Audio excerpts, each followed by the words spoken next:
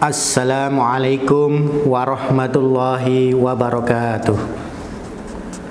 Innal hamdalillah nahmaduhu wa nasta'inuhu wa nastaghfiruh wa na'udzu billahi min syururi anfusina wa min sayyiati a'malina may yahdihillahu fala mudhillalah wa may yudlil fala hadiyalah. Asyhadu an la ilaha illallah wahdahu la syarikalah wa asyhadu anna Muhammadan abduhu wa rasuluh la nabiyya wa la rasula ba'dah. Allahumma sholli ala Muhammad wa ala ali Muhammad kama shallaita ala Ibrahim wa ali Ibrahim wa barik ala Muhammad wa ali Muhammad kama barakta ala Ibrahim wa ali Ibrahim innaka Hamidum Majid. Qala Allah Ta'ala fil Qur'anil Karim. A'udzu billahi minasyaitonir rajim. Bismillahirrahmanirrahim. Ya ayyuhalladzina amanu kutiba 'alaikumus syamu kama kutiba 'alal ladzina min qablikum la'allakum tattaqun. Jamaah pengajian virtual Muhammadiyah Kulon Progo yang dirahmati Allah Subhanahu wa taala. Sebelumnya marilah kita bersyukur kehadirat Allah Subhanahu wa taala atas segala limpahan nikmatnya. Kita kembali bertemu dengan bulan yang mulia, bulan suci Ramadan tahun ini, tahun 1446 Hijriah. Tentu dengan segala nikmatnya kita bisa menikmati ibadah di hari-hari yang penuh berkah ini. Salawat dan salam semoga senantiasa tercurah kepada junjungan kita Nabi Agung Muhammad sallallahu alaihi wasallam, uswah hasanah kita, Nabi dan Rasul di akhir zaman, yang menjadi panutan kita baik dalam beramal ibadah secara khusus atau ibadah mahdoh maupun dalam kita beramal sebagai manusia di muka bumi sebagai khalifatullah. Bapak Ibu yang kami hormati, pada kesempatan kali ini kita akan sedikit membahas mengenai manfaat puasa. Setelah beberapa hari kita melaksanakan puasa, kita perlu mentadaburi apakah sebenarnya manfaat dari ibadah ini disyariatkan.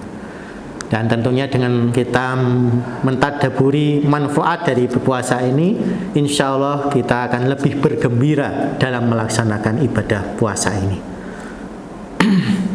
Sebagaimana kita ketahui bahwa dalam bulan Ramadan kita ini diwajibkan melaksanakan puasa sejak dimulai pada tahun kedua Hijriah dengan diturunkannya surah Al-Baqarah ayat 183 yang tadi kami bacakan, yaitu a'udzubillahi minasyaitonirrajim. Bismillahirrahmanirrahim. Ya ayyuhalladzina amanu kutiba 'alaikumus syamu kama kutiba 'alal ladzina min qablikum la'allakum tattaqun. Hai orang-orang yang beriman, telah tertulis atau telah diwajibkan atas kamu semua berpuasa sebagaimana telah tertulis atau diwajibkan atas orang-orang sebelummu, agar supaya kamu bertakwa. La'allakum tattaqun. Jadi secara syariat manfaat kita berpuasa sudah dijelaskan oleh Allah supaya kita menjadi orang-orang yang bertakwa. Kita ketahui bersama bahwa secara rukun siam, rukun puasa, kita ini setelah berniat maka kita menahan sesuatu yang membatalkan puasa maupun yang membatalkan nilai dari ibadah puasa tersebut. Hal-hal yang membatalkan puasa sebenarnya tidak banyak dan biasa kita lakukan dan itu halal, seperti makan, minum dan sebagainya. Berhubungan suami istri semuanya itu halal. Tetapi saat berpuasa, sejak terbit fajar hingga terbenam matahari, itu semua menjadi dilarang. Ini semua mendidik kita atau menjadi wahana tarbiyah bagi kita untuk mengendalikan diri. Sebenarnya secara filosofi kemanfaatan yang disebutkan Allah la'allakum tattaqun ini dimulai dari kita terbiasa mengendalikan diri. Orang haus kok nggak boleh minum, orang lapar kok nggak boleh makan. Maka ketika kita membutuhkan sesuatu kebutuhan dan itu ada di depan kita, karena itu tidak boleh, maka kita biasa mengeremnya. Begitu pula ketika kita membutuhkan harta, membutuhkan benda, membutuhkan kejayaan, membutuhkan pangkat jabatan, membutuhkan kebahagiaan atau kesejahteraan atau keinginan-keinginan yang lain, kita dibatasi bahwa itu halal atau haram. Dengan cara kita menjalani ibadah tarbiyatul Ramadan ini, kita dibiasakan untuk mencegah sesuatu yang dilarang. Yang dilarang di sini, yang hal-hal yang biasanya halal tetapi dilarang. Sehingga kita terbiasa untuk berhati-hati, ini nanti berbuah takwa. Apalagi pengertian selanjutnya bukanlah hanya membatalkan puasa yang kita jauhi, tetapi membatalkan pahala dari berpuasa. Apa yang membatalkan pahala dari berpuasa? Segala maksiat, segala dosa.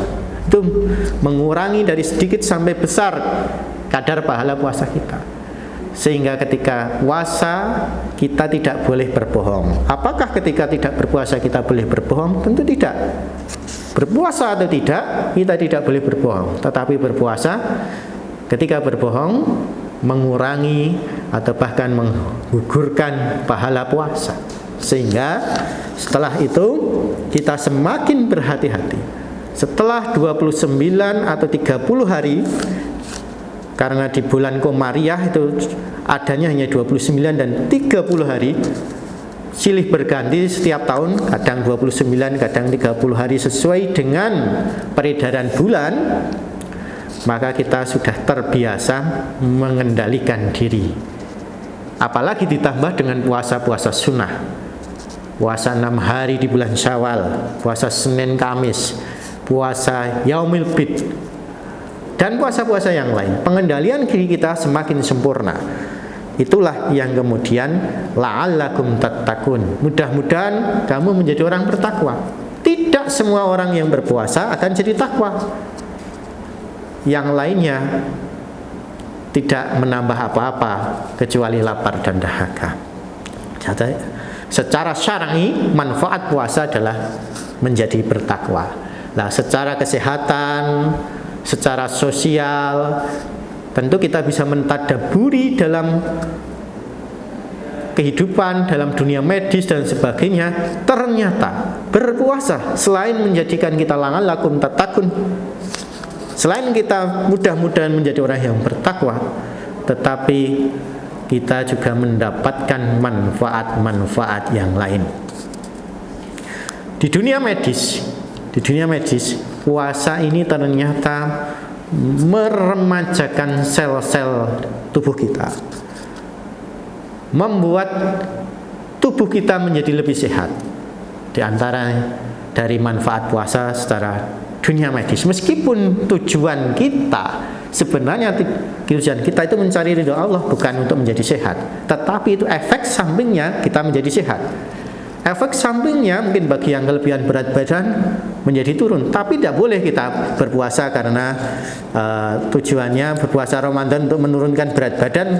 Tidak boleh. Tujuannya tetap kita melaksanakan perintah Allah. Nah, efeknya, kebaikannya jadi sehat. Selain takwa tadi yang sudah disampaikan di dalam Al-Quran, jadi sehat, jadi berat badannya ideal, jadi punya empati sosial. Karena kita merasakan bagaimana seorang yang lapar, bagaimana di hari-hari awal puasa kita kekurangan minum, kepala kita menjadi pusing. Nah, di sebagian orang kepalanya pusing ketika mengawali puasa. Maka kita bisa membayangkan bagaimana saudara-saudara kita yang untuk mencari makan itu juga susah. Bagaimana saudara-saudara kita yang akses air bersihnya susah. Bagaimana saudara-saudara kita yang tidak mempunyai kesempatan menikmati hidup dengan baik? Nah, sehingga kita punya kepedulian sosial, dan ditutuplah Ramadan itu dengan salah satu latihan kepedulian sosial lagi, yaitu berupa mengeluarkan zakat fitri. Di samping dalam 1 bulan kita juga terbiasa infak, sedekah, dan memberi makan orang yang berpuasa. Hadirin Bapak, Ibu, Saudara, jamaah pengajian Ramadan virtual Muhammadiyah Kulon Progo yang kami hormati, kiranya demikian yang kami sampaikan. Ada kurang dan salahnya mohon dimaafkan. Semoga Allah Subhanahu wa taala menerima amal ibadah kita. Nasrum minallah wa fathun qarib wa basyiril mu'minin. Wassalamualaikum warahmatullahi wabarakatuh.